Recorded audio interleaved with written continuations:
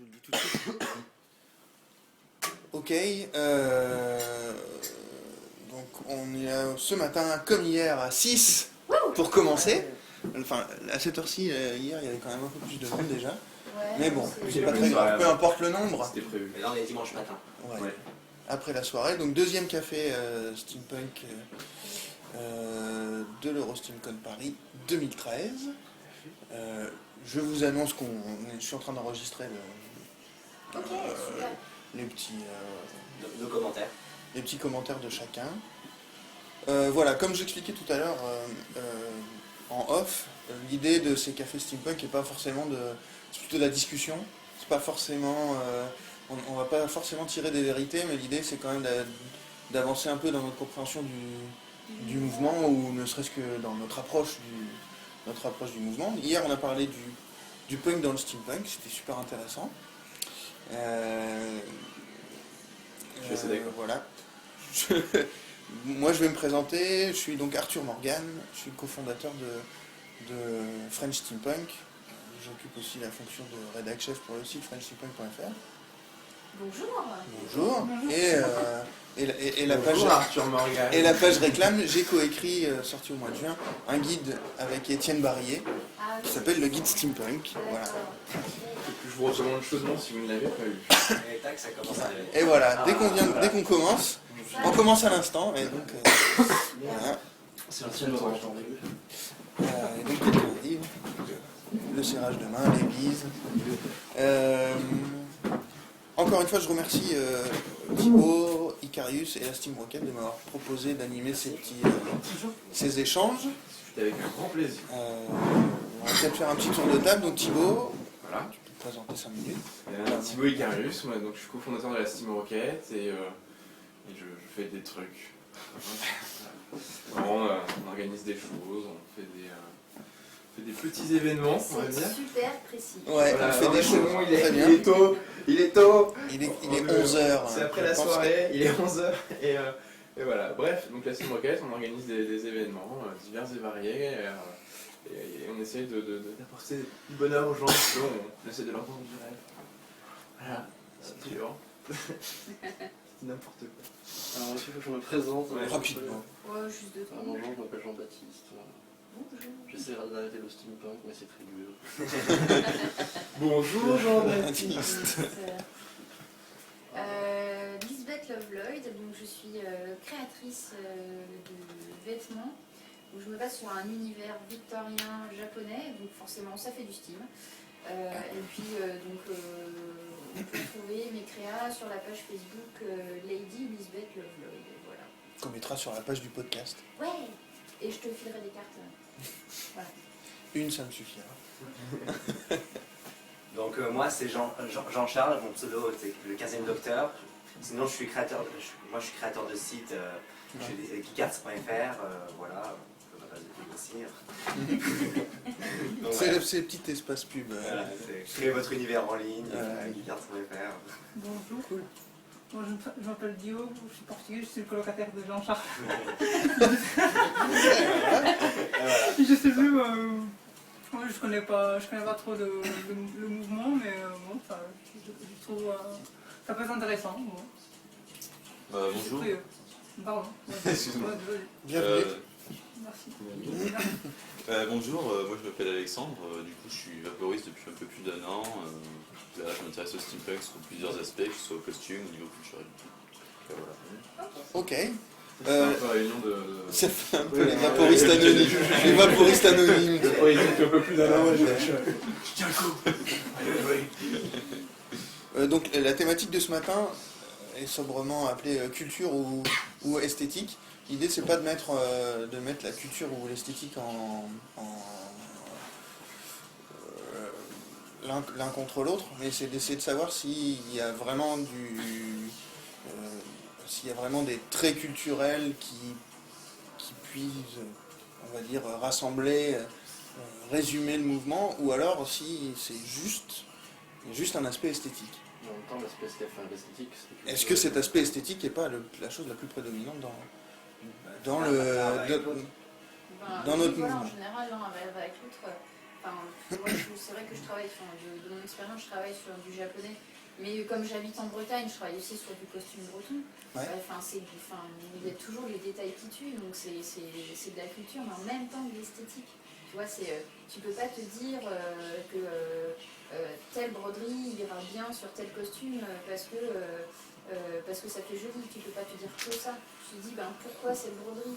Tu te dis, parce que si tu fais tel motif, ça rappelle plutôt telle région, tel endroit. Dans la broderie bretonne, tu retrouves par exemple tout ce qui est volute, c'est pour représenter les cours d'eau, tu vois, ce genre de choses. Ouais. Donc c'est plus sur un costume de village près de la mer, ou si tu vas dans les terres, tu vas retrouver des cœurs, tu vas retrouver des fers à cheval, tu vas retrouver en fonction du métier, ce genre de choses. Donc tu peux pas te dire, ouais, je vais juste faire une broderie de maréchal Ferrand sur ma veste parce que je trouve ça classe. Tu te dis aussi, il y a quelque chose derrière. Ouais. Alors ça, oui, effectivement, mais ça c'est les gens qui ont la réflexion là-dessus. Ouais, voilà. Je pense que justement, c'est ce qu'on voit beaucoup ces derniers temps dans le mouvement. Si tu veux le placer un mouvement, on en parlera tout à l'heure, c'est qu'il y a beaucoup de gens qui disent « Ah, j'adore le style steampunk, je vais faire un costume steampunk » et qui du coup font un assemblage de trucs sans vraiment penser à ce qu'ils font. C'est un choix comme un autre, du moment qu'il est assumé. Maintenant, du coup, est-ce qu'on peut parler vraiment de culture à ce moment-là? Est-ce que du coup c'est une culture purement esthétique? Ouais. On peut parler de culture esthétique, ou est-ce que du coup c'est plus une culture, mais c'est une simple image? Auquel cas, le fait que ça soit juste une esthétique n'est pas du tout dévalorisant. Ah non, bien sûr, n'est c'est pas du moment que du c'est tout assumé, dévalorisant pour c'est le mouvement. Mais Effectivement, je pense que déjà il faut aussi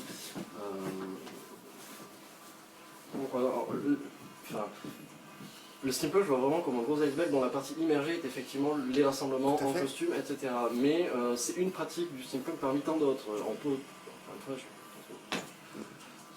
ça a déjà été beaucoup dit, mais comme on s'en aperçoit, on s'en rend pas forcément compte, c'est toujours bon de le rappeler, on peut n'avoir aucun vêtement steampunk et être steampunk ou faire du steampunk, je sais pas trop ce que ça veut dire, mais bon. D'ailleurs, Morgane est un bel exemple. Voilà. Enfin, Il fait l'effort de mettre un gilet. c'est le maximum steampunk. Moi j'ai pas de costume steampunk. Voilà, c'est une pratique parmi tant d'autres. Et on parle d'esthétique, j'ai l'impression qu'on va se limiter à une esthétique visuelle. Or, l'esthétique, elle peut passer à travers d'autres formes de création, que ce soit l'illustration, que ce soit la peinture, que ce soit la musique, etc. Alors justement, c'est l'idée de cette discussion nous est venue avec Thibaut. Il y a quelques semaines, on parlait notamment musique et on parlait littérature. Aujourd'hui, dans la littérature steampunk, il y a très peu. C'est surtout un décor dans lequel il se passe une histoire. Une histoire qui, quand tu la retires de son décor steampunk,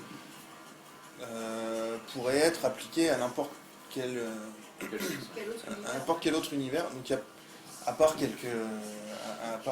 on va pas me parler des trois pères fondateurs, mais à part d'autres, peut-être 5-6 romans vraiment qui vont parler de on va dire un peu de l'aspect punk, qui vont parler de grandes idées, d'une sorte de remise en cause d'un certain système. Or aujourd'hui on est surtout dans du décor. Quand on lit surtout la production américaine récente, il y a un peu que tiens, on va faire une histoire d'amour et puis on va coller ça avec un décor un peu steampunk. Ouais. Donc il y avait cette question-là. La prochaine saison. Le pardon? Ou la prochaine saison de Visiteurs du Futur qui sera steampunk, juste pour faire ça. Mais après, si c'est assumé, si c'est assumé, soit. Et il y a cette idée de la musique aussi, la musique steampunk qui à mon sens très personnel, n'existe pas vraiment.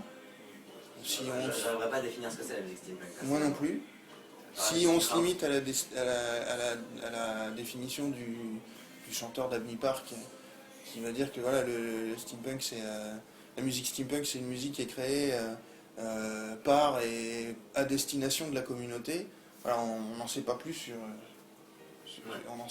ce qu'il y a derrière. D'ailleurs, il y a très très peu il n'y a pas de groupe punk vraiment punk steampunk, quoi, par exemple. Non. Voilà, alors, c'était l'idée de se dire, est-ce que ce qui va lier tout ça, c'est juste une esthétique, ou alors il y a vraiment quelque chose de plus poussé derrière que j'aurais pas peut-être. Alors c'est intéressant que tu cites Abney Park par exemple. Je le cite parce que comme tu dis, Oui, mais ce que je veux dire c'est qu'on cite des artistes et pas des œuvres d'art. Or, est-ce que c'est quoi qui est steampunk? C'est des personnes ou c'est les créations? J'ai tendance à plutôt dire que c'est des créations. Ouais. Quoi. Mais, effectivement, quand on essaye d'étiqueter tel artiste, il fait du steampunk, machin, ouais, moi je fais du steampunk, je m'aperçois qu'au final, on en arrive presque plus à une caricature du steampunk, à une vraie œuvre d'art du steampunk, c'est ce que je disais il y a quelque temps. Et les œuvres d'art que je trouve réellement steampunk, j'ai l'impression qu'elles ont été créées un peu par hasard parce que cette personne avait envie de faire ça et c'est pas dit je vais faire du steampunk. Donc je trouve que c'est un peu toujours, enfin j'ai toujours du mal vraiment à étiqueter, à dire oui ça c'est steampunk, c'est pas... Et je pense qu'au niveau des on parle personnes... d'Avenue Park parce qu'il se présente comme tel. Oui, il se présente, en plus, hein. il se présente comme tel. Et je pense que c'est encore plus... voilà, alors sur les œuvres d'art, après on peut en parler, mais alors, sur les personnes en particulier, je pense que c'est encore plus délicat de dire, ouais, cette personne elle est steampunk, elle fait du steampunk... Après, je pense qu'on peut faire partie d'un mouvement. A priori, tu dis qu'il fait partie de tel ou tel mouvement, surtout par l'esthétique. Parce que c'est le premier truc que tu vois. Donc c'est vrai qu'en général, les gens travaillent cet aspect, le visuel, l'esthétisme, la tenue, pour faire un rappel. Donc forcément, on va retomber dans des clichés. Les goggles, par exemple. C'est le truc qui me m'horripile le plus au point. les goggles, c'est à la fois des clichés, on en discutait justement avec Morgane pour son guide, c'est à la fois des clichés, mais c'est devenu des points de référence. Ouais, c'est devenu des icônes du mouvement. Sont devenus des emblèmes finalement. Ouais. Et comme le chapeau de forme, des choses comme ça. Alors c'est vrai que c'est hyper cliché, mais les clichés sont aussi des symboles. Donc finalement, c'est toujours un peu compliqué à manier. Exactement ce que je disais. Moi, ça m'horripile personnellement, parce que pour moi, tout ce qui... Comme je fais pas mal de recherches sur mes tenues, tout ce qui est utilisé dans une tenue devrait normalement, entre guillemets, avoir une raison. Voilà. Mais après, si tu assumes le fait que tu rassembles tes éléments de costume pour représenter un esthétique steampunk, forcément, le côté culturel passe à la trappe et tu représentes esthétiquement tout à fait le steampunk. Mais très bien d'ailleurs, les costumes quand tu parles de création de costumes, le do-it-yourself peut très bien être l'une des caractéristiques fondatrices du mouvement en tant que mouvement, en tant que culture, extraite de la littérature, tu vois. Ouais, c'est ça. Et aussi le premier costume, il peut être juste purement, je fais ça parce que bon, j'y connais pas grand chose et du coup je me renseigne. Après, j'ai fait un premier costume, pour intégrer, je rentre dans le groupe du coup. Et après, du coup, le deuxième costume pourrait être plus évolué, plus recherché, plus travaillé. Dans les faits, c'est souvent comme ça que ça se passe. C'est comme ça que ça se passe, c'est parce que du coup, quand tu veux t'intéresser à un mouvement, tu rentres, tu dis bon. Par exemple, au début, tu te dis, bon, les séries, je sais pas quoi faire, je rentre dans la série, tac, après tu commences à rentrer dans des trucs plus précis, tu rentres dans des trucs plus profonds, parce qu'il faut bien rentrer quelque part. Comme une de rien, ça reste, je suis d'accord avec toi, mais ça reste une attitude minoritaire. Nous, on l'a beaucoup vu à Japan Expo cette année, puisque du coup, avec la Steam Rocket, on y était, en stand pendant les 4 jours, et en plus, on a bien vu qu'il y avait ceux qui, effectivement, avaient un costume qui était en majorité esthétique, mais qui s'étaient renseignés sur la communauté, dans le but du jeu. Enfin, le but du jeu pour eux c'était de rentrer, de voir des gens, discuter avec eux, donc de faire un premier costume, mais il y avait quand même une recherche même minime de démarche derrière, que j'appelle la démarche. Après on a vu passer un nombre de cosplayers assez importants, enfin je sais pas si le terme cosplay se convient bien à ce moment-là, qui eux étaient purement dans de l'esthétique steampunk, avec les logiques du cosplay qui sont pas toujours celles du steampunk, du cosplay général, hein. Je parle pas de ce que tu peux faire à Lisbeth qui est de grande qualité, mais... Non, ne me cherche pas, c'est parce que je suis costumière à la base. Ouais, non, c'est pour... des trucs un peu cheap, un peu qui, pour nous, les matières, les couleurs sont pas forcément admissibles, tellement ça colle pas, et qui, pour eux, représentent l'esthétique steampunk, mais c'est une autre esthétique, en fait, finalement. Et à ce moment-là, on s'aperçoit qu'il y a des branches différentes qui dérivent de ça, et eux vont pas chercher à s'intégrer dans une communauté, ils vont pas chercher à aller plus loin, ils vont juste vouloir faire un truc pour une convention ou deux, et après ils vont passer à autre chose. Et c'est ça la culture. C'est là où on rentre dans la culture, c'est quand... Ce qui se passe, c'est que si les gens font quelque chose parce que c'est comme ça et c'est normal de le faire, on rentre dans une culture générale, du coup. C'est ça. Et du coup, c'est ça qui est intéressant. Du coup, c'est pour ça qu'on peut dire que c'est une culture profonde, qui rentre dans une culture générale. C'est comme les gens qui sont geeks parce qu'ils mettent des lunettes. Non, mais c'est ça, c'est un genre de reconnaissance en fin de compte. Non mais il y a des gens qui ils mettent des lunettes, ils mettent un t-shirt rouge, ils font tu vois je suis trop geek. J'ai regardé C'est quoi le film? Bref, je regarde Big Bang Theory. Voilà, c'est ta lunette avec le ruban scotch pour les tenir et ça y est, t'es un gros geek parce que tu ne vas pas changer ta paire de lunettes.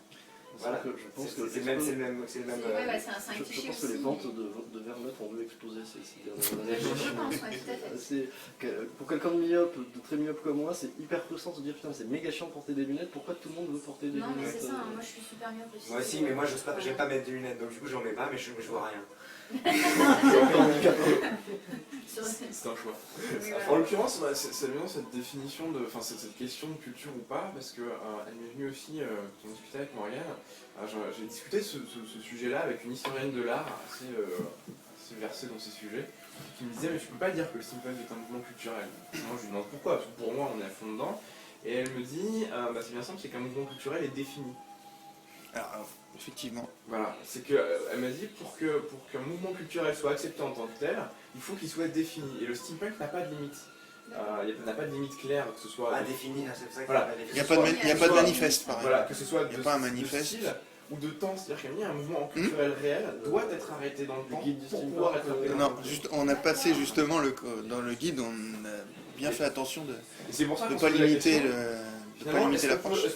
qu'on peut dire, on sort de cette définition, parce que pour moi un mouvement culturel c'est un ensemble d'arts qui vont aller vers un style, et dans un sens, et quel que soit quelles que puissent être les dérives de ce style, voilà.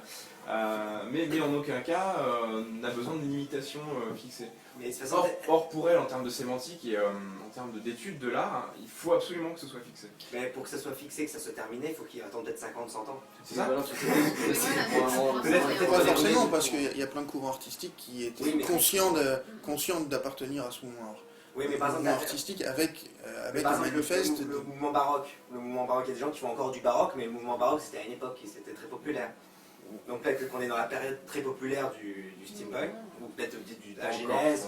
Non, mais on est peut-être à la genèse du mouvement populaire steampunk, parce que ça commence à Ouais, l'être. je pense qu'on est peut-être un point charnière. Et ouais. donc du coup, on peut pas le définir en termes de temps, parce que c'est comme tout, il y a beaucoup de choses qui viennent de commencer, qu'on ne peut pas définir, parce que c'est pas défini.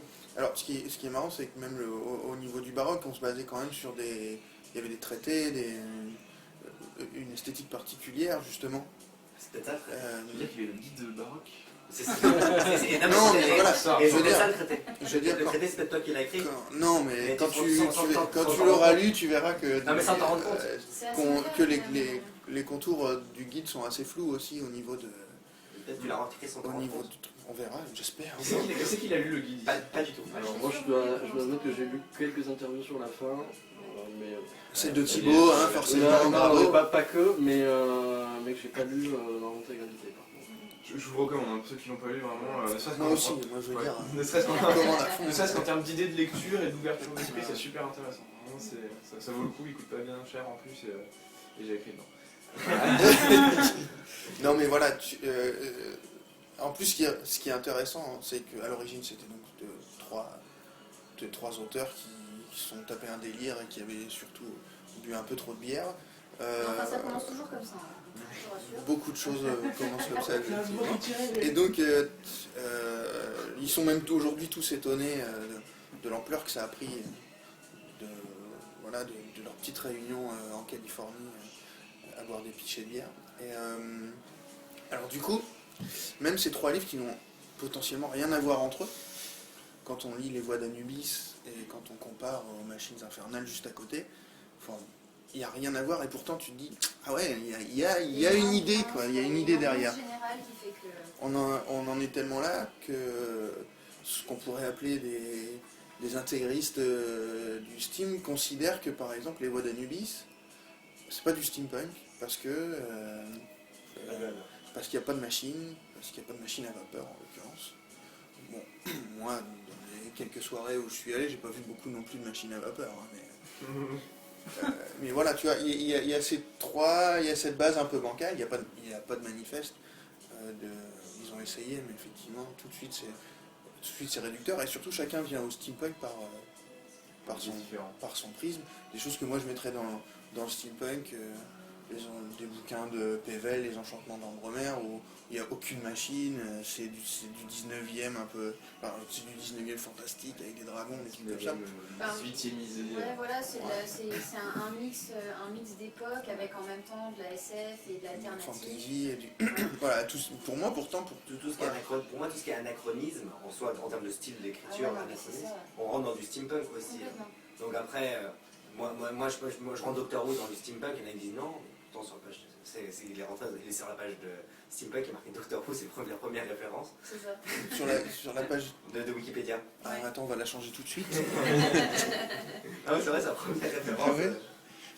Donc après, je comprends qu'il peut y avoir des débats, parce que les gens disent, ah, s'il n'y a pas de pétrole, c'est du steampunk, d'accord. Ça fait, je crois, depuis qu'on fait ça en France, ça fait quoi, peut-être 6 ans. Ouais, 2007, Ouais, ça fait ça. Depuis 6-7 ans, je crois qu'en fait il y a régulièrement le débat sans fin qui ressort. Qu'est-ce que le steampunk? Et Voilà. c'est comme chacun le voit un peu comme il veut. Voilà, et Du coup, puis c'est après, toujours un truc, t'as la on différenciation s'en sort après jamais, entre tous les trucs, t'as diesel, t'as cyber, t'as machin. Je dis ouais, mais en fait, au final, c'est aussi une façon de penser. Donc Ouais, on oui. retourne dans Et la la- culture. Et donc, Enfin, exactement. La question que je me pose, c'est qui est légitime en fait pour définir le steampunk Bah ouais, et pour, c'est Les ça. historiens dans 100 ans. Oui, Exact. Oui, Peut-être. c'est comme définir dans quelle ère on est. mais je pense qu'on est chacun légitime de définir Ouais, le steampunk parce que ça reste que notre vision. Et que toi, tu n'auras sûrement pas la même vision que moi. Bah, Et l'essentiel, que c'est celle de Thibaut. de se respecter et de. Mais enfin, voilà, ce que je trouve le plus intéressant dans le mouvement, c'est que on est tous ici, on est tous en train de discuter ici, et pourtant tout de suite on va se dire ah tiens il se passe quelque chose, on peut tout de suite quand on est un peu versé dans le steampunk de se dire ah, putain, il y a une réunion steampunk, les gens sont costumés, tout de suite il y a ce petit indéfinissable qui fait qu'on reconnaît tout de suite. Quoi. C'est bien qui nous unit. C'est bon, c'est bon. Non, mais c'était bien cette définition du steampunk en plus, en termes d'esthétique, hein, on va revenir là-dessus, c'est que quand à chaque fois que ce débat ressort, on dit oui, c'est 19e, machin. Je cite toujours mon exemple préféré, c'est que, je ne sais pas si vous connaissez l'histoire de la machine d'Anticitaire. Ouais. Vous pouvez le lire dans la Geekbox de ce mois-ci, qui est donc la Geekbox Steampunk, laissez-moi. Quoi? La Geekbox? Ouais, la Geekbox, ouais. Je sais pas vu ça hier soir. C'est quoi la La Geekbox? Geekbox, en fait, c'est comme les box de thé où tu reçois chaque mois un peu de thé ou une plante d'appartement ou n'importe quoi. Là, c'est geek, en fait, et tous les mois il y a un thème, et tous les mois, en fait, c'est un assemblage d'objets, d'œuvres d'art, de création et tout ça, qui arrive chez toi ou que tu peux acheter. Et donc, au mois de septembre, pour l'EuroSteamCon, on a créé avec la boîte Geekbox qui s'en occupe, qui était là hier, on a créé une Geekbox Steampunk. Donc, vous avez dedans, vous avez des pastilles à l'absinthe, qui sont excellentes. Vous avez il y a un CD de Mansara qu'elle a fait spécialement pour l'occasion, vous avez des créations, il y a vraiment tout un tas de choses dedans, il faut regarder. Et donc il y a un petit journal qui met à chaque fois avec il y a des histoires, il y a des faux articles, il y a des choses comme ça. Celui-ci s'appelle L'Arpenteur, il est très bien fait, il faut le dire. C'est toi qui l'as écrit en fait. Non, j'ai écrit un article dedans, mais c'était 48 heures que j'avais pas dormi, c'était 9h du matin, ils m'ont demandé d'écrire l'article là à ce moment-là, c'était le vendredi. Et donc du coup, je doute qu'il soit de grande qualité, même si eux ils ont beaucoup Donc, ce qui est intéressant, c'est de se rendre compte que dans cette Geekbox, c'est un concentré en fait. Oui, exactement. Eux, ils ont voulu travailler sur. Ils ont partagé ça avec moi et j'ai beaucoup aimé ce concept. Ils ont voulu travailler sur les 5 sens en fait. De se dire, on met un CD de musique pour les oreilles, on met des pastilles pour la LED. On met des œuvres, des créations d'illustrateurs aussi, on met de l'objet, d'artisans, enfin vraiment c'est super sympa ce qu'ils font, moi j'aime bien. Et donc du coup j'ai écrit un article sur la machine anticitaire, donc je ne sais pas si vous connaissez ce que c'est.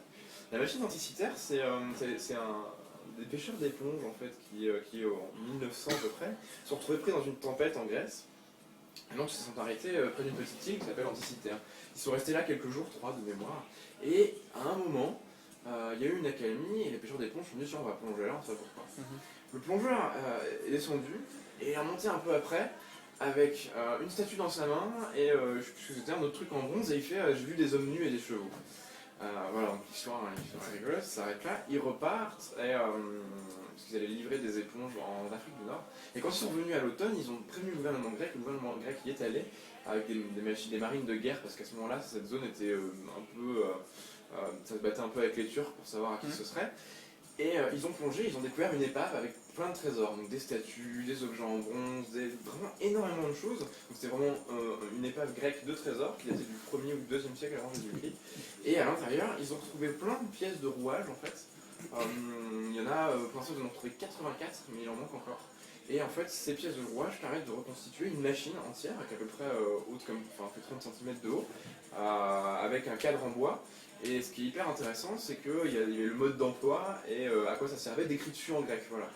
Avec des lettres qui faisaient peut-être 1,5 cm de haut en bronze, donc c'est vraiment un travail très très fin. C'est du rouage extrêmement fin, comme on en faisait dans l'horlogerie suisse au 19e, enfin l'horlogerie en général au 19e, donc c'est quelque chose d'exceptionnel.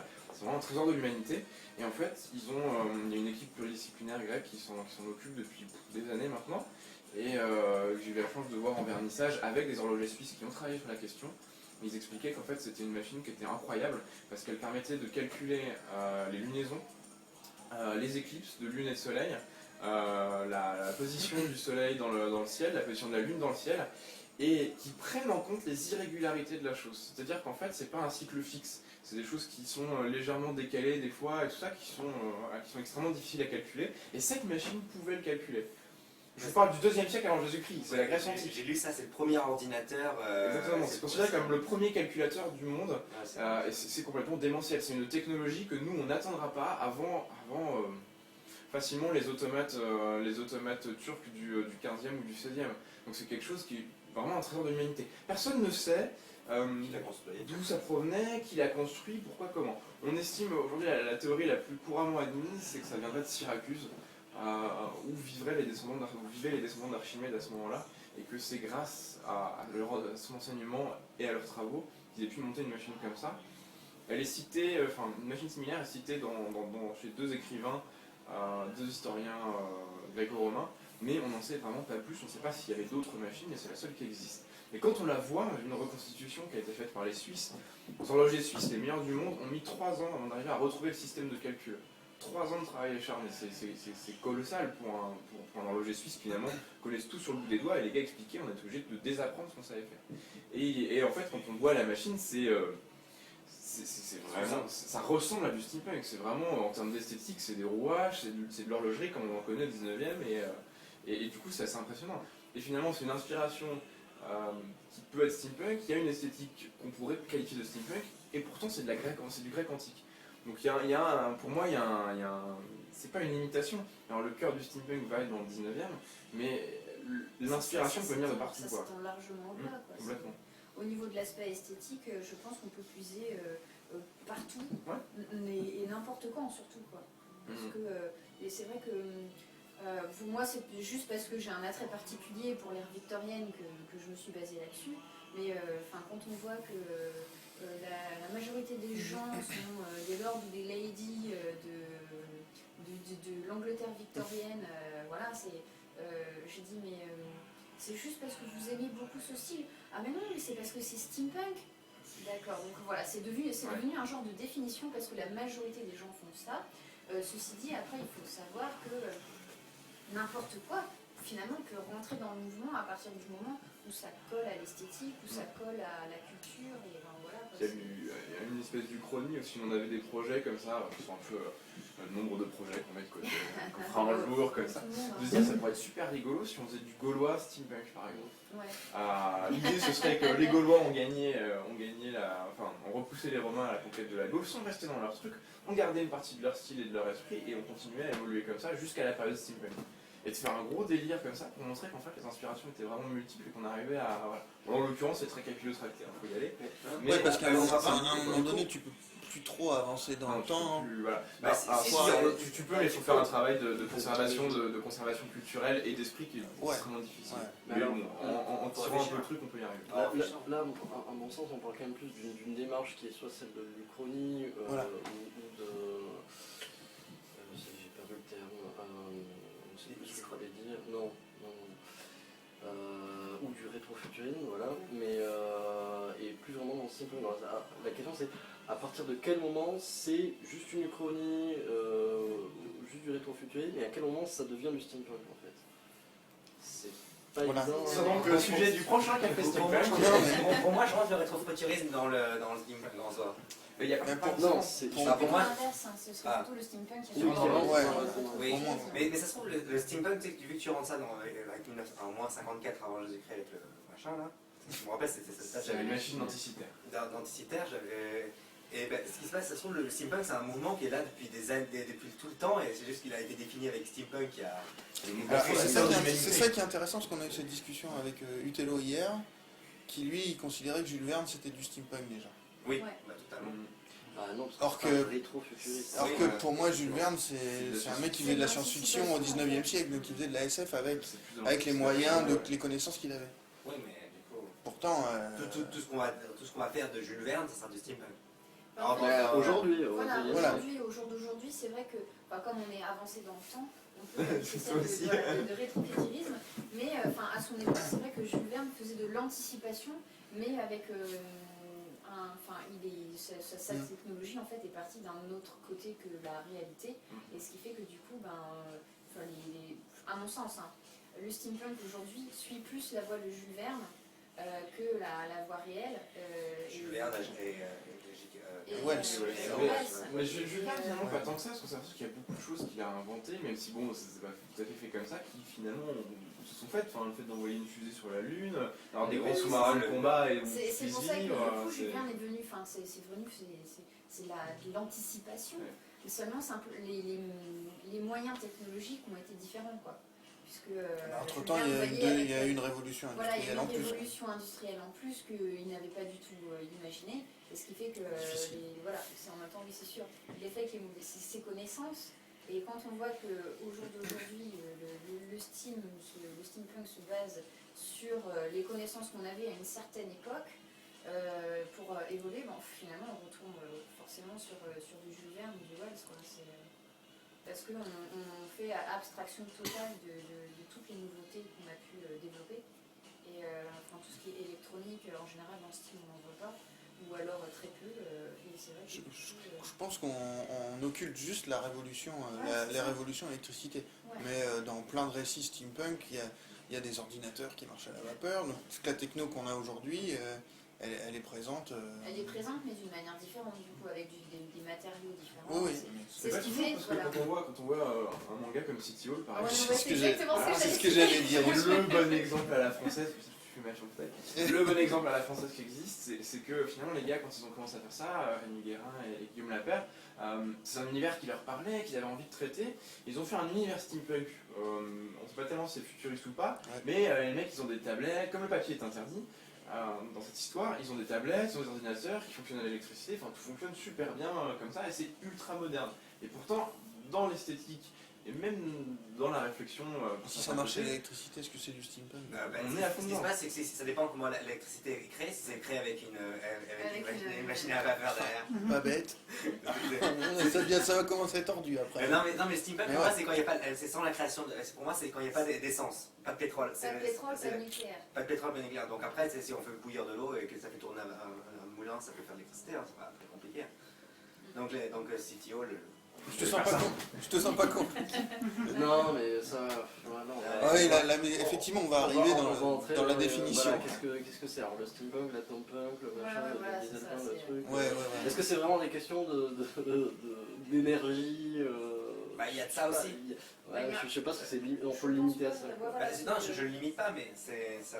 Moi, Dans personnellement, l'imaginaire collectif, c'est vrai que ça joue beaucoup. quand je pense steampunk, je me pose pas tellement la question de la source d'énergie, c'est pas vraiment ce qui me... Après, ça c'est ma culture, moi je suis dans l'informatique. Donc Mais, après, je te reprends là-dessus parce que de la même façon, je me pose pas non plus la question de la source d'énergie. Alors que c'est vrai que dans Steam, il y a vapeur. Non, qu'est-ce que Oui, ça veut mais- dire? Ça peut Ah, tout à fait. C'était plus à la base quand même un clin d'œil cyberpunk. Voilà, c'est ça. On peut imaginer, vrai, imaginer tout à fait aussi que ce soit un monde, je vais faire une bêtise, un peu post-apo, presque futuriste, où avec l'esthétique steampunk, mais où par un procédé étrange, les canalisations, un problème qui chauffe, machin, toute la ville est recouverte de vapeur. On est sur du steampunk, les gens peuvent utiliser du pétrole, l'électricité et tout, il y a de la vapeur, tout va bien. par exemple, si on prend. Ouais, c'est le côté créatif un peu là. Ouais, c'est ça. Tu Faut que t'emballes. j'écrive ça, faut que j'écrive ça. Tu as vu trop de thé. Faut que j'écrive ça. Donc finalement, c'est. Et puis on a l'autre problème aussi en France, je pense. Bon, on va revenir sur le sujet d'hier où j'étais. Tu n'étais pas là. Où j'étais pas là, voilà. C'est que finalement, nous-mêmes en France, on souffre à la fois du côté bon, on a déjà fait plein de trucs parce que les Américains ont fait plein de trucs. Donc du coup, on explore des nouvelles voies et on élargit à chaque fois encore plus la définition, encore plus le truc. Finalement, la culture steampunk. On va revenir un peu là-dessus. Nous, on a une perception du punk qui est absolument négative, voire inexistante. Donc fatalement, on va aller chercher le style ailleurs, on va aller chercher l'esprit ailleurs, on va aller chercher la réflexion ailleurs.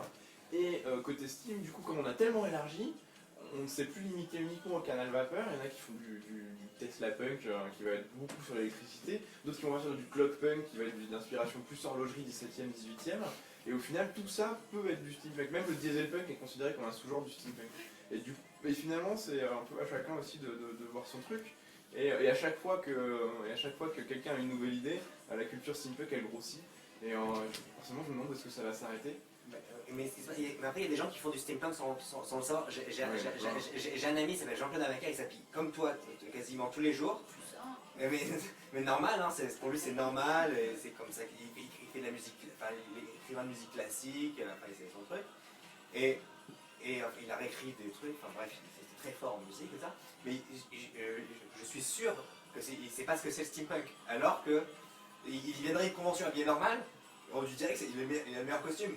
Enfin, mais à mon avis aujourd'hui, avec les gens que j'ai rencontrés ces dernières années, tout ça, je pense qu'encore aujourd'hui, il y a plus de gens qui font du steampunk et qui sont steampunk sans le savoir que de gens qui en ont conscience. Enfin, des gens qui se disent ouais j'ai un peu un style steampunk ou ça peut rentrer dans le style steampunk. Je pense qu'il y a plus de gens qui sont là genre ouais mais moi c'est mon style, j'aime faire ça et tout ça et un jour on leur dit on dirait du steampunk, ils font du quoi? Ouais, voilà, je rencontre des gens toutes les semaines comme ça, y compris des artistes exceptionnels. Je pense aux lumières de l'atelier qu'on a montré à Geekopolis avec la Steam Rocket, quelqu'un qui fait des lampes exceptionnelles.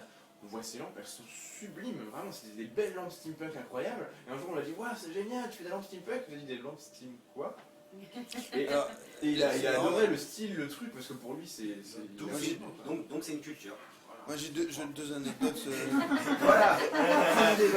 Merci à tous. J'ai deux anecdotes là-dessus justement. Moi je considère que l'impact de Jules Verne sur la culture française a été énorme. Partout en France il y a des traces de steampunk. Je pense que ça fait malgré tout partie de l'ADN. C'est tellement dilué dans notre culture. Quand on va à côté de Pompidou, il y a cet énorme automate, le chasseur du temps. Et alors, la première anecdote, c'est effectivement par rapport aux artistes et aux créateurs. J'avais écrit un article pour la semaine steampunk sur le site internet tor.com l'année dernière. Et j'avais contacté en fait, j'avais contacté les machines de Lille à Nantes. En fait, l'idée c'était de faire un rapide tour d'horizon de quelques personnes emblématiques en France pour un public américain. Et donc j'avais fait appel j'avais dit ce que je peux utiliser, j'ai fait appel à la presse, enfin à la relation presse, ce que je peux utiliser une de vos photos officielles pour pas que j'aille voler le truc sur internet comme un sagouin. Et je les avais déjà contactés pour un autre article, ils avaient accepté de me filer une photo officielle de leur superbe éléphant. C'était en 2007. Et là, pour l'année dernière, donc ils ont décidé ils n'ont pas accepté de me filer le truc parce que voilà, le mouvement a grandi en France, le mouvement s'est un peu labellisé et les artistes, enfin les machines de Lille veulent pas être labellisées steampunk. Pourtant, il suffit d'aller faire un tour à Nantes et de voir que c'est voilà. Au niveau de l'esthétique, c'est clair que tu es dedans direct quoi. Ouais, et en même temps ça rejoint ce que tu disais tout à l'heure. Voilà, des artistes qui ne seront pas labellisés pourtant. Mais justement par rapport à ce que disait Thibaut, est-ce que c'est pas justement la définition quelque part d'un mouvement culturel, enfin ou en tout cas symptomatique, le fait que à une époque donnée, en même temps, plein d'artistes commencent à faire des choses dans la même veine sans forcément savoir ce que c'est un peu la base de toute. Je suis d'accord. Et je comprends que ces artistes veulent pas non généralement, plus avoir un label. ces gens-là sont plus proches effectivement du mouvement steampunk à mon sens que les gens qui savent pertinemment qu'ils font du steampunk, se disent, Qui savent recherchent, ce qu'est le steampunk et qui cherchent recherchent voilà, à en faire. à faire du steampunk absolument. C'est un peu comme si, je sais pas, je dis n'importe quoi, mais si on prend le mouvement, tu pourrais parler du baroque, est-ce que si maintenant on cherche à faire du baroque en respectant les règles, voilà, enfin, les codes les codes c'est plus des codes que des règles du baroque, est-ce que ça sera vraiment du baroque? Je suis pas sûr. Je suis pas sûr. C'est pour ça que, non, mais c'est pour ça que je pense que la prof de je sais pas quoi qui n'arrivait pas à définir, parce que c'est juste pas défini, parce qu'on est dans des périodes. Il y a aussi le la façon de penser, générationnelle qui fait qu'on arrive, comme tu disais, comme c'est bien ancré dans notre culture générale française, d'avoir ce genre d'inspiration, de visuel, d'esthétisme. Au final, c'est ancré dans la culture. C'est peut-être la façon de penser qui tourne autour de tout ça et qui fait qu'au final, les artistes, même s'ils ne savent pas qu'ils font forcément du steampunk, se rejoignent sur de l'esthétisme et au final, ça crée un point d'ancrage culturel. C'est rigolo ce que tu dis parce que ça me rappelle un autre débat qu'on a eu sur le même genre de sujet. On a beaucoup de débats régulièrement, notamment avec Morgane régulièrement. Je pense qu'on va organiser un rendez-vous régulier. Ça serait génial. Franchement, tous les premiers mardis du mois. Bon, on va peut-être pas décider tous les premiers mardis. Non, mais parce que j'ai vraiment la piscine, mais. Ah, mais non, mais ça serait une bonne idée. Écoute, on met ça de côté et on pourrait effectivement. Je sais plus ce que je disais. Tu sais plus. Ouais. Non, voilà, la deuxième chose au niveau de la. Je te disais qu'en fait, le fait que ce soit ancré dans la culture générale. Oui, ça y est, c'est vrai. Merci. Oui, alors on a beaucoup eu ce débat, notamment avec Morgane, je me souviens qu'on a parlé il y a un an de ça. On se disait, mais finalement, qu'est-ce qui définit le style steampunk américain du style steampunk français? Est-ce qu'il y a une exception française au style steampunk et tout ça? Et on s'est dit, oui, c'est marrant, le steampunk français a un côté, entre guillemets, plus historique. C'est-à-dire qu'on va avoir tendance à aller chercher la vertu historique et après de la modifier, plutôt que de faire un gros délire comme le font les Américains. Et forcément, de base, il y a beaucoup plus d'artistes américains qui font du steampunk, qui le revendiquent, qui voilà machin, alors qu'en France il y a beaucoup plus d'artistes qui ne font pas du steampunk, qui font du steampunk sans le savoir.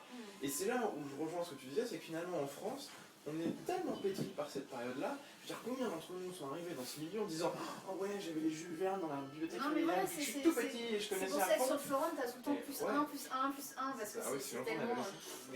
Et du coup, c'est quelque chose qui est aussi. Enfin, le fait qu'il y ait à la fois le steampunk français francophone soit moins reconnaissable que l'américain, soit une vertu plus historique et prenne beaucoup moins à la fois de l'ampleur dans la sympathie des gens, mais moins d'ampleur dans la réalisation réelle, c'est parce que pour nous, un Américain qui vient à Paris, il est là, il va être là genre waouh, comment c'est trop steampunk, et non, on va être là genre c'est une boucle de métro quoi. On est tellement habitué à vivre dans un univers qui a des codes, des choses qui historiquement vont nous le rappeler, que ça fait partie de nous et qu'on s'en rend même plus compte. C'est ça que c'est aussi pour ça que les artistes, je pense, sont dans cette zone. Et la différence entre les Américains et les Français, nous en France, on a une histoire qu'on connaît.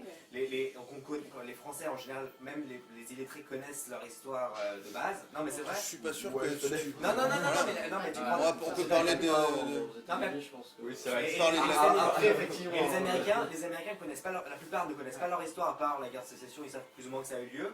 Mais ils savent pas c'est quoi le nord, c'est quoi le sud, enfin bref, ils savent parce que généralement. On ne sait pas s'il faut vraiment généraliser comme ça, mais ils connaissent pas leur histoire et ils n'ont pas une grosse histoire. Ouais, mais bon, si on parle du 19e siècle, on l'a tout su quoi. C'est une erreur à mon sens parce que c'est pas toi qui me contredira vu ton costume. La guerre de sécession. Explique le costume. Parce qu'il y a des gens qui. C'est un costume inspiré de la guerre de sécession, donc vraiment américain. Et pour avoir étudié un peu la question, la guerre de sécession, c'est un fantastique à étudier pour le steampunk. En termes d'évolution des arts militaires, des sciences et des techniques, c'est un truc de dingue. Les Américains, en 4 ans, sont passés de l'armée la plus paysanne du monde, en mode milice.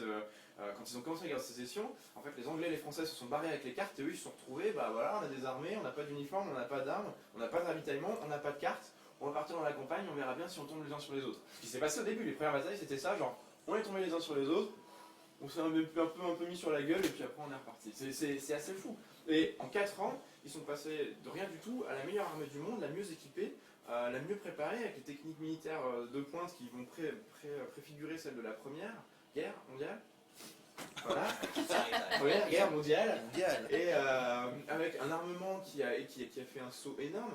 Enfin, faut savoir que énormément d'ingénieurs européens notamment ont conçu plein de choses qui sont allés tester sur les chantiers, les charniers, même dire, de la guerre de sécession, notamment des sous-marins qui étaient français à l'origine, un certain nombre de conceptions de balles qui étaient aussi français à l'origine, d'autres balles plus évoluées qui étaient allemandes, les Anglais ont testé leurs fusils, les Allemands ont testé je sais plus quoi, enfin c'était vraiment tout le monde a testé ces trucs et ça a bien marché. C'est la première fois qu'une armée à utiliser, et même plus que ça, ils ont utilisé des machines pour grainer le coton, donc ils ont pu faire des récoltes de coton beaucoup plus importantes. Donc, comme ils avaient besoin de beaucoup d'uniformes, ils ont standardisé les uniformes. C'était la première fois que ça se passait comme ça, où il y avait 3 tailles d'uniformes et c'est parti. Le reste du temps, c'était toujours un peu plus. Dans l'histoire, c'était toujours un peu différent. Mais là, il y avait vraiment juste de la standardisation de l'équipement. Pareil, tout ce qui est sur les canons, ils ont inventé la machinerie de précision pour leurs canons. Et ça servir partout après. Et quand plus j'étudie la guerre de sécession, et plus je me rends compte que c'est quelque chose de fantastique à connaître, parce que ça a aussi, même si nous on a une perception de la guerre de sécession qui est minime, voire inexistante, ça a donné vraiment le ton à côté sciences et techniques au reste du monde pour les années qu'on suivit, notamment pendant la Première Guerre mondiale. Mais là, tu as cette réflexion dessus, toi, parce que tu es français, tu as l'habitude de regarder l'histoire et ça. Et ayant vécu aux États-Unis et en parlant de ils n'ont pas cette approche de regarder leur histoire vraiment. Même quand ils font des films historiques, ils se trompent sur leur propre histoire. Ce qui est bien parce qu'en plus, ils sont allés chercher. Eux, ils sont beaucoup basés sur la période victorienne. En France, c'est beaucoup moins le cas. Je le défends fermement. Et ils sont allés chercher la période victorienne de l'autre côté de la mer. Alors qu'ils en avaient une. En étudiant très peu la leur, parce que c'est une erreur. Alors il y a beaucoup de repenseux là-bas qui font de la guerre de sécession de bonne manière, mais ils n'ont pas vraiment. C'est très très rare les costumes américains qui partent de guerre de sécession en allant verser dans du steampunk. Cato en a fait un. Après, c'est peut-être aussi c'est peut-être plus simple. Plus simple d'aller chercher des représentations qui font pas partie de leur histoire douloureuse. Ouais, c'est sûr. Voilà, il y a encore une vraie scission entre les États du Nord et les États du Sud. Oui, mais à me rappeler le clivage qu'il y a eu à ce moment-là et voilà, tu vois, en nombre de reconstitueurs de guerre de sécession aux États-Unis, je crois qu'on arrive à couvrir tous ceux qui font la reconstitution en Europe, quelle que soit l'époque confondue. Ils font des batailles à, je crois que c'est 20 000 soldats. C'est ça. 20 000 soldats. C'est surréaliste. Donc, certes, l'histoire est douloureuse, mais il y a quand même 20 000 gus pour la revivre. Donc, je pense que d'ailleurs, ils n'ont toujours pas fini le combat, ils sont encore en train de le refaire. C'est ça. Maintenant, ce qui est intéressant aussi, changer la donne. Ce qui est intéressant aussi, on revient sur ce que tu disais tout à l'heure, c'est que finalement, les Américains, nous en France, on a un côté très, on va faire du steampunk que je vais qualifier de branche historique. Canal historique. Voilà, canal historique, je sais plus à quel. On avait discuté de ça avec Morgane aussi, voilà. On a l'impression qu'on habite ensemble. Une branche. Vous habitez ensemble, non? Non, du tout, mais ça fait mal. Et que je disais, il y avait un canal que moi j'estimais à l'américaine, où les mecs sortaient des trucs presque de rien, avec des grosses machines, presque de la surenchère sur la machine, sur des mécanismes, des trucs complètement délirants.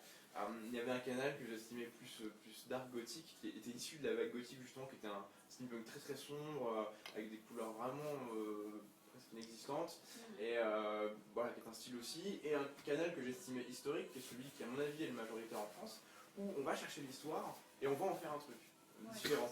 Et du coup, les Américains, eux, sont plus sur le truc à l'américaine, où ils vont pas chercher une histoire, ils vont créer un truc comme ça, enfin, je ne veux pas dire qu'ils sont de nulle part, parce qu'il y a forcément des inspirations, mais qui est beaucoup moins rattaché que nous à des racines quelconques. Donc forcément, le fait d'aller, ils vont dire une inspiration victorienne pour donner un cadre vague, mais ils vont pas faire comme nous, on va dire, bon allez, on va aller chercher tel costume de telle période et machin et tout ça. Je pense qu'ils ont moins cet attachement-là, donc fatalement moins l'attachement à aller chercher de l'histoire chez eux. Ils ont plus, j'ai l'impression qu'ils ont plus cette envie de partir de l'avant plutôt que de creuser le passé, tu vois. Ouais.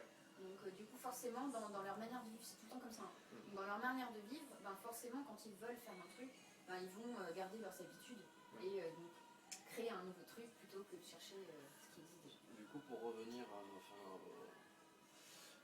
l'intitulé du débat, Merci Jean-Baptiste, pardon.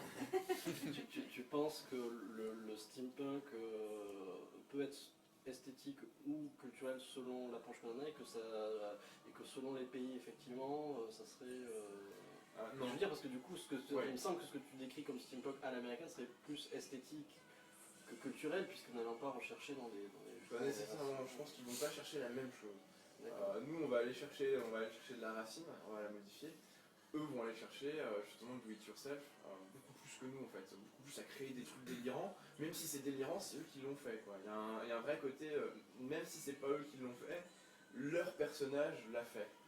Je sais pas si tu vois ce que je veux dire. Vraiment, ils ont un personnage de mécanicien fou, mais ils savent pas bricoler, mais ils ont un costume de fou, vraiment délirant avec des bras, des machins, des trucs qu'un artisan a fait. Mais voilà, il y a cet esprit vraiment, je pense, très important pour les Il y Américains. a un côté gigantisme à l'américaine que nous on n'a pas forcément. Oui, et puis ça reste du coup aussi un côté culturel, parce que Oui. ça reprend leur manière de vivre, tu vois. Après, de toute façon, je pense qu'un mouvement culturel a forcément de l'esthétisme, ça c'est sûr. Comme on disait tout à l'heure, une esthétisme peut avoir une culture, c'est ce que je disais aussi, puisque tu y appliques ta propre culture. C'est ça. Voilà, donc nous avons donc C'était répondu pour à cette terminer, question. donc. Nous avons répondu à cette question. Nous avons à peu près fait le tour. Vous voulez peut-être rajouter quelque chose? Mais On a il y a une du histoire de- steampunk aussi dans d'autres pays, hein. Même par exemple, si on prend Ouais. du steampunk australien dans Farscape, la série Farscape, Ouais. il y a des plans quand ils arrivent sur certaines planètes où c'est vraiment des planètes totalement steampunk et du coup post-apocalyptique et ça, qui est basé sur rien, parce que c'est une autre planète. Ouais. Du coup, c'est juste une manière de penser, je pense. Mais même dans la communauté, ce qui est rigolo, c'est que je suis en contact avec les steamers japonais, je sais pas comment ils s'appellent. Et voilà. On n'a pas encore réussi à lire les kanji. Ouais, c'est ça. Donc les steamers japonais, qui eux ont une vision qui est exceptionnelle, que je trouve très drôle, c'est-à-dire qu'ils ont la vision déformée de l'européen, ramenée à leur sauce. C'est ça. Et le mélange est complètement détonnant. Je les ai vus faire une soirée moustache où ils étaient tous fait des fausses moustaches, des belles moustaches, mais qui étaient grandes comme. Ils faisaient 50 cm quoi. Ils étaient tous des moustaches comme ça avec des bacchantes énormes, comme ça. Ils étaient tous très fiers et très contents parce que chez eux, forcément, la moustache. Les hommes et les femmes. Voilà. Et oui, mais bien sûr que oui, les hommes et les femmes. Et donc, il y a à côté, on sent bien l'inspiration cosplay manga, donc avec. Souvent les cheveux avec des couleurs complètement délirantes, les costumes très taillés à la serpe, vraiment, c'est assez impressionnant parce que un Européen qui ferait ça serait absolument ridicule, on en a vu à Japan hein, de toute façon, mais eux c'est vraiment le style de steampunk à nippon qui est délirant, et là effectivement on revient complètement sur le côté culturel où ils appliquent une culture européenne sur leur propre culture et ça donne un mélange complètement détonnant, un peu comme nous quand on fait souvent quand des gens en gros convention font du japonisant, c'est toujours très rigolo parce qu'on sent bien qu'il y a un truc qui colle pas vraiment, et c'est pour ça qu'il y a vraiment un, je sais pas pourquoi Ça peut être en fait une esthétique steampunk malléable qui peut s'adapter à n'importe quelle culture. C'est Bah, ça. le steampunk c'est ça aussi, c'est que finalement c'est un ensemble de codes qui sont pas fixés en plus et qui peut s'appliquer quasiment à n'importe quoi, donc Bah, c'est exactement ça- ça. On a la définition. Voilà. Il y a un ensemble Note-le vite, on a notre manifeste. ouais, c'est ça. un ensemble de codes malléables qui peut s'adapter à n'importe quoi. C'est ça, n'importe quel. C'est faire du neuf avec du vieux et du vieux avec du neuf aussi. Il y a peut-être de rédiger le manifeste à l'instant. Voilà. C'est juste parce que c'est déjà écrit dans le guide. Voilà. Ok, bon, une petite heure là déjà. Bah on est bien. C'était bien, merci beaucoup. Vous voulez peut-être rajouter quelque chose? Moi je rajoute souvent le cuivre, ça brille, c'est Ouais, tellement c'est- beau. c'est- On va faire une dédicace à ma maman. Ok, bah, mais en tout cas merci à tous d'avoir participé à cette petite discussion. C'est venu de sitôt matin. Ouais. dimanche. Et cet après-midi c'est quoi? Donc cet après-midi, ce sont les puces de Saint-Ouen. Ouais. Voilà. Ce petit passage obligé pour les gros événements nationaux, internationaux à Paris. Et cette fois-ci, nous avons un petit guide concocté par la Steam Rockets. Bravo. Avec quelques éléments à ne pas manquer aux puces. Voilà. Même pour ceux qui connaissent, parce qu'ils ne les connaissent probablement pas tous. Ok, merci beaucoup. Et puis on va mettre les liens divers et variés des participants de ce matin pour qu'on puisse un peu découvrir leur univers. Fort bien. À bientôt alors. beaucoup. Ah, mais c'était enregistré.